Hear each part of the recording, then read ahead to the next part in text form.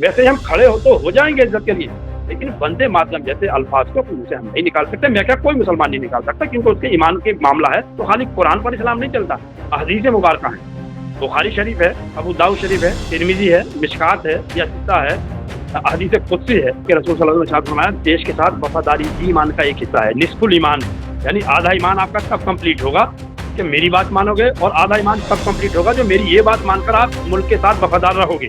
सरकार के द्वारा वंदे मातरम को तपड़ना अनिवार्य कर दिया गया, जिसको लेकर अलग अलग तरीके की प्रतिक्रिया आ रही है।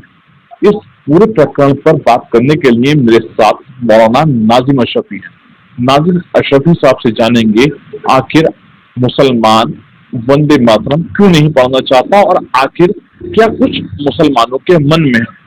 मौलाना साहब, आप लगातार मुसलमानों को लेके जिस तरीके से ये पूरा प्रकरण चल रहा है, कई मुस्लिम लीडर हो, कई मौलाना हो, उन्होंने वंदे मातरम को लेकर एतराज जाहिर करा।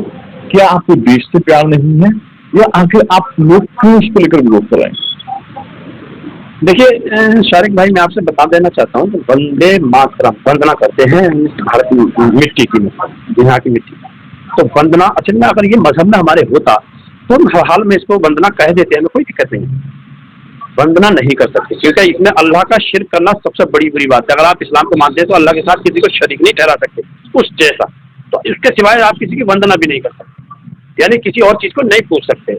ला इलाहा इल्लल्लाह, नहीं कोई माबूद अल्लाह के सिवा, मोहम्मद रसूल, और मोहम्मद अल्लाह के सच्चे रसूल। मुसलमान को अपने मुल्क के साथ वफादारी बिल्कुल जरूरी करनी चाहिए, वो करता है, करेगा इंशाल्लाह जब तक इस हिंदुस्तान में जिएगा। अब छोलिया हो या लोबिया, सफेद चने या काले चने, सब कुछ मजेदार बने। देखिए अल्लाह के रसूल सल्लल्लाहु अलैहि वसल्लम ने इरशाद फरमाया, जिनके ऊपर ईमान लाया मुसलमान, क्योंकि अल्लाह को तो मुसलमान ने देखा नहीं, या किसी ने भी नहीं देखा। अब कुछ लोग मूर्तियों की शक्ल में देखना चाहते हैं, उनको उसमें आस्था है, हमें कोई एतराज नहीं है, लेकिन हम उसमें आस्था नहीं रख सकते। हमें तो अल्लाह के रसूल मोहम्मद रसूलुल्लाह सल्लल्लाहु अलैहि वसल्लम ने इरशाद फरमाया कि अल्लाह एक है, उसका कोई शरीर नहीं है, वो निराकार है, उसका कोई आकार नहीं है, और ये चीजें आप करोगे तो आप फायदे में रहोगे, ये चीजें करोगे तो आप घाटे में चले जाओगे, खसारे में रहोगे। तो हम लोग उनकी हर बात को मानना ही हमारा ईमान है, हर बात को मानना, उस पर यकीन करना हमारा ईमान है। तो उन्होंने मना फरमा दिया। अब लोग एकदम कहते हैं, लोगों ने हिंदी में इंग्लिश में कुरान को पढ़ लिया, तो कुरान बड़ा एक अहम मसला है। कुरान में आप जेर को जेर कहेंगे, जेर नहीं कह सकते, जबर को जबर कहना पड़ेगा, जबर नहीं कहेंगे, जबर कहेंगे मायना गलत हो जाएगा। हिंदी में वो चाहिए चीज और वो मायना निकल कर ही नहीं आती, तो लोगों ने हिंदी में पढ़ लिया। अब बहुत से लोग जो उसका एविडेंस देना शुरू कर देते हैं, हवाला देते हैं, देखो कुरान में वहां ये लिखा। तो खाली कुरान पर इस्लाम नहीं चलता, हदीस मुबारक है, बुखारी शरीफ है, अबू दाऊद शरीफ है, तिरमिजी है, मिशकात है, या सित्ता है, हदीस कुदसी है। तो ये सारी हदीसें मिलाकर ये हदीस मुबारक है, और ये कुरान, इसको मिलाकर एक इस्लाम बना। क्योंकि अल्लाह के रसूल सल्लल्लाहु अलैहि वसल्लम ने हमें बताया कि मेरे ऊपर जो आया वो अल्लाह की किताब कलामुल्लाह, यानी वो कुरान है, और जो अल्लाह के रसूल सल्लल्लाहु अलैहि वसल्लम अपनी जुबान मुबारक से कह दिया, हर वो अल्फाज हदीस मुबारक बन गया। और जो आपने किया, जो उनकी एक्टिविटी थी, वो सुन्नत थी। तो उनकी हर बात को मानना हमारा ईमान है। अब वंदना उन्होंने मना किया कि अल्लाह के नजदीक हम किसी को शरीक नहीं ठहरा सकते, अल्लाह के नजदीक सबसे बुरा फेल है। जैसे कि तलाक के बारे में कहा, ट्रिपल तलाक सबसे बुरा फेल है, लेकिन लोग सबकी दे देते हैं। ऐसा नहीं है कि वो इस्लाम में उसको पहले से पनिश नहीं कर था, लेकिन उसके ऊपर अगर कानून और बना दिया तो हमें कोई एतराज नहीं है। मगर अब ये जो मसला है, क्या स्कूलों में, विद्यालयों में जबरदस्ती आपको गाना पड़ेगा, खड़े होना पड़ेगा, तो खड़े होने तक ठीक है, हम एहतराम करते हैं दूसरों के मजहब का भी, आस्था अपने मजहब में रखते हैं, इस्लाम में आस्था नहीं रखते हम दूसरे के किसी के मजहब में। क्योंकि अगर मैं सनातन में आस्था रखूंगा तो मैं हिंदू हो जाऊंगा, हिंदू भाई इस्लाम में आस्था रखेगा तो वो हिंदू मुसलमान हो जाएगा। वो अपने मजहब में आस्था रखेगा, मैं अपने में रखूंगा। हाँ, इज्जत हम सबकी करेंगे, लकुम दीनुकुम वलिय दीन, यानी तुम्हारा दीन तुम्हारे साथ, हमारा हमारे साथ, तो हम इज्जत करते हैं। वैसे हम खड़े हो तो हो जाएंगे इज्जत के लिए, लेकिन वंदे मातरम जैसे अल्फाज को मुंह से हम नहीं निकाल सकते। मैं क्या, कोई मुसलमान नहीं निकाल सकता, क्योंकि उसके ईमान के मामला है, उसके इस्लाम का मामला है, उसके मजहब का मामला है। और पहली बात तो इससे भला क्या होगा वंदे मातरम कहने से, इसको क्यों थोपा जा रहा है हमारे पास। जब आर्टिकल 24 में हमें फ्रीडम, रिलीजन को फ्रीडम की हमें इजाजत है, हम उसको कर सकते हैं, हमें फ्रीडम दिया गया है। कॉन्स्टिट्यूशन ऑफ इंडिया के आर्टिकल 25 में ये है, हमें इजाजत, हमें राइट्स हैं। 125 में हमें ये राइट्स है कि हम अपने फ्रीडम से अपना रिलीजन को मान सकते हैं, फ्रीडम फील कर सकते हैं। तो हमारे पास थोपी क्यों जा रही है चीज, ये खड़ा होना पड़ेगा। अभी तो कानून भी नहीं बना। मैं तो ये कहता हूँ अगर कल कानून भी बनाने पे ये लोग उतार आएंगे तो कानून भी हम एक्सेप्ट नहीं करेंगे इस तरह का। अच्छा, अगर बात करें विरोध है और इसमें इस्लाम ने आखिर चीज की इजाजत क्यों नहीं दी, क्या कहेंगे? मैंने बार बार कहा ना कि इस्लाम ने इस चीज की इजाजत इसलिए नहीं दी, ये अल्लाह के रसूल ने जो कहा हम उसको मानते हैं। देखिए आप एक गाड़ी खरीद रहे हैं, आप देखेंगे उसके चारों टायर कंप्लीट है, एक टायर कंप्लीट नहीं हो तो वो कार थोड़ी रह जाएगी, चलेगी थोड़ी। वैसे जब इस्लाम कबूल किया, लोगों ने इस्लाम को माना, तो पहले सोचा, सुना, समझा, पूरे यकीनी तौर पर। जब बच्चा भी अगर किसी मुसलमान के घर में पैदा होता है तो वो पढ़ता है, उसको यकीन जब उसको हो जाता है, जब उसका सेटिस्फाइड हो जाता है, तब वो उसको कबूल करता है। ऐसा नहीं उसके घर वाले जबरदस्ती उस पर थोपते हैं। अब ये अलग बात है, जिसके घर में पैदा हो जाता है, कुछ लोग ऐसे हैं कि वो पढ़े लिखे नहीं होते, उन्होंने अपने घर वालों की राह पर चलना शुरू कर दिया, तो ये हमारे पुरखे, हमारे असलाफ, हमारे बुजुर्ग इस तरह से करते थे, उसने मानना शुरू कर दिया। लेकिन जैसे जैसे लोग पढ़ते चले गए, आज आप ऑल ओवर वर्ल्ड आप देख रहे हैं, पूरी दुनिया में ज्यादातर लोग इस्लाम में कन्वर्ट हो रहे हैं, क्योंकि जैसे जैसे लोगों की तालीम बढ़ती जा रही है, जैसे तालीम याफ्ता होते जा रहे हैं, लोग इस्लाम को ज्यादा पसंद कर रहे हैं। जी ठीक है ये बात, लेकिन फिर मुद्दा वही आ जाता है, देश लोग जो है फिर आपके ऊपर देश प्रेम को लेकर सवाल खड़े करते हैं कि आपको देश से प्रेम नहीं है इसलिए आप वंदे मातरम नहीं पढ़ते। नहीं, मैंने कहा कि अल्लाह के रसूल सल्लल्लाहु अलैहि वसल्लम ने फरमाया, देश के साथ वफादारी भी ईमान का एक हिस्सा है, निस्फुल ईमान है। यानी आधा ईमान आपका तब कंप्लीट होगा कि मेरी बात मानोगे, और आधा ईमान तब कंप्लीट होगा जो मेरी ये बात मानकर आप मुल्क के साथ वफादार रहोगे, तब पूरे आप मुकम्मल ईमान में कहलाए जाएंगे। और मुसलमान तो बेचारा मर के भी इसी मिट्टी में मिल जाता है, वो मिलता है तो उसके कुछ लोग मोहब्बत में मज़ारात बना देते हैं। अब उस पर भी इन लोगों के एतराज है, ये कहते हैं कि आपने मज़ार बना लिया, आप अतीक निर्मल कर रहे हैं। अब मुसलमान अतीक निर्मल भी नहीं करे, अपने मजहब के हिसाब से वो गंगा में विसर्जित हो नहीं सकता, वो चिता उसकी जल नहीं सकती, वो जलेगा नहीं। आप कहते हो सड़ गए, कीड़े पड़ गए, उसे भी मुसलमान एक्सेप्ट करता है। भाई ठीक है, हमारा मजहब है, आप कोई कुछ भी बोलिए, हम अपने मजहब पर अटल रहेंगे। लेकिन आप किसी एक तरफ तो उसको बैठने दीजिए। आप तो ये अत्याचार कर रहे हैं, आप तानाशाही कर रहे हैं, ये कुछ नहीं। सरकार जो अपनी जिम्मेदारियों से चुरकर, अपनी जिम्मेदारियों से बचकर कारोबार नहीं देना चाहती, मेडिकल कॉलेजेस नहीं देना चाहती, यूनिवर्सिटीज नहीं देना चाहती, कॉलेजेस नहीं देना चाहती, शिक्षा स्वास्थ्य, इस भारतवर्ष के मुसलमानों, शोषित, दलित, पीड़ित, मुस्लिम, वंचित जितने भी लोग हैं, कमजोर वर्ग के, सबको महरूम रखना चाहती है, सबको वंचित रखना चाहती है इन चीज़ों से। और सरकार चाहती है कि किसी भी तरह से हमें हिंदू मुस्लिम पे फंडा चाहिए, जो कि हमारे सनातन भाई आराम से इन बातों में आ भी जाते हैं। जिस तरीके से ये अनिवार्य कर दिया गया है, मुसलमानों का क्या कुछ स्टैंड है इस पर? मुसलमान अपनी जान कुर्बान तो करेगा, अपनी गर्दन पे को कटवाना मंजूर करेगा, उसके गर्दन पे आप खंजर भी रख देंगे तो उसको कबूल करेगा, वंदे मातरम नहीं खाएगा, क्योंकि ये उसके मजहब का मामला है, ये उसके रिलीजन का मामला है, इसको वो एक्सेप्ट नहीं कर सकता। फिर मैं वही कह रहा हूँ कि सरकार अपनी जिम्मेदारी से बच के इस तरह की चीज़ें थोप कर सरकार बार बार सत्ता में आना चाहती है। अरे भाई, अब तो 11 साल तो प्रधानमंत्री जी को हो गए, यूपी के मुख्यमंत्री को भी 9 साल हो गए, अब तो हिंदू मुस्लिम करके आपको सत्ता में ही तो आना था, आ गए, अब तो लोगों का भला कर दीजिए, अब तो हमारे भारतवर्ष का भला कर दीजिए। आप मुझे ये बताइए, वंदे मातरम कहने से कौन सी तरक्की हो जाएगी? क्या लोगों को नौकरियां मिल जाएगी?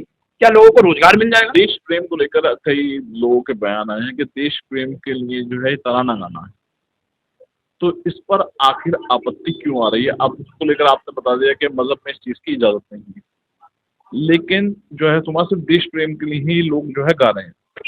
पहली बात तो इस्लाम मजहब जो है वो गाने बजाने से बहुत दूर, मैं आपको बता दूं। दूसरी बात, अगर गाना ही है और देश प्रेम का हमें किसी से सर्टिफिकेट नहीं लेना।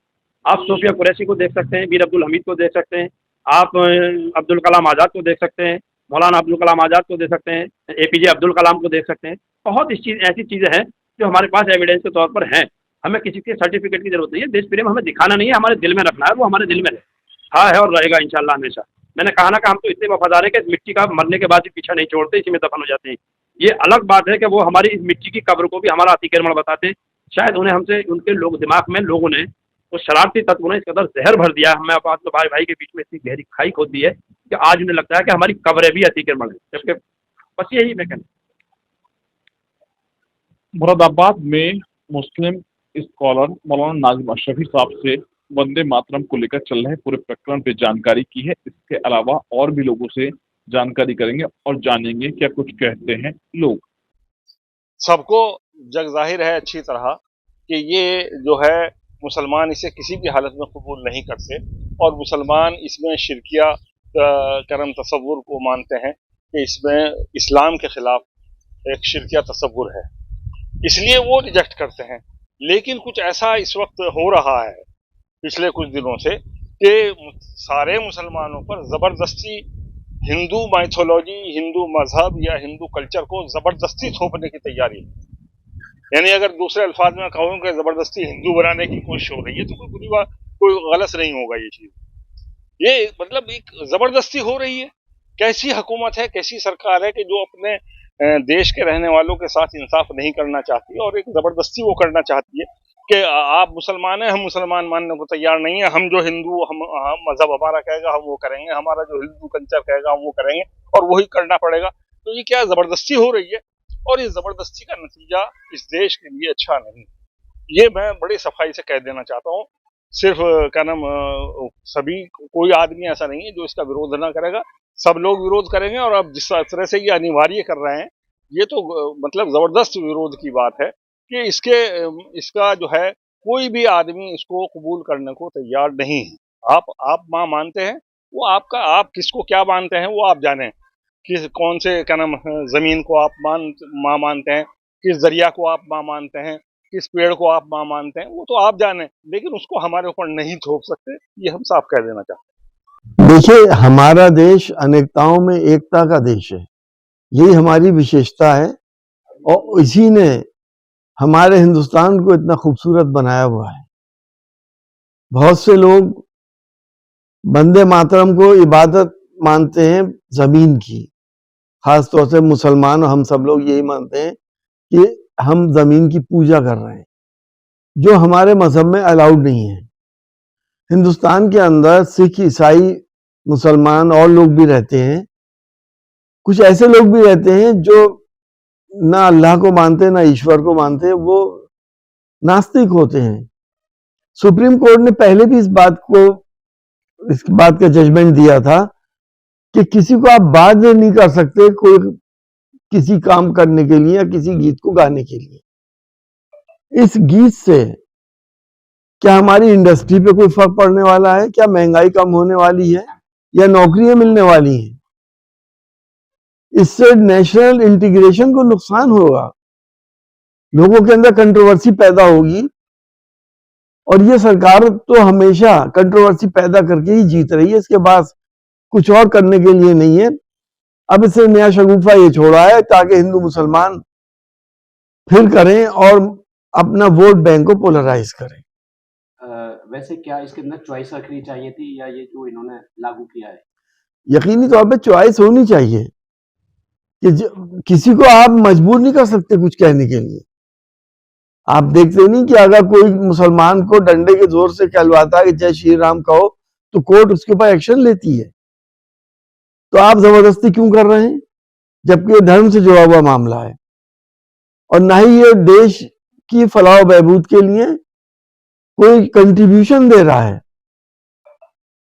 शारिक सिद्दीकी, TV9, मुरादाबाद। दादी के हाथों का जादू और खुशबू से महकता घर, माँ की मुस्कुराहट और खाने की सुगंध, MDH गरम मसाला, क्योंकि हर रिश्ता है स्वाद से जुड़ा।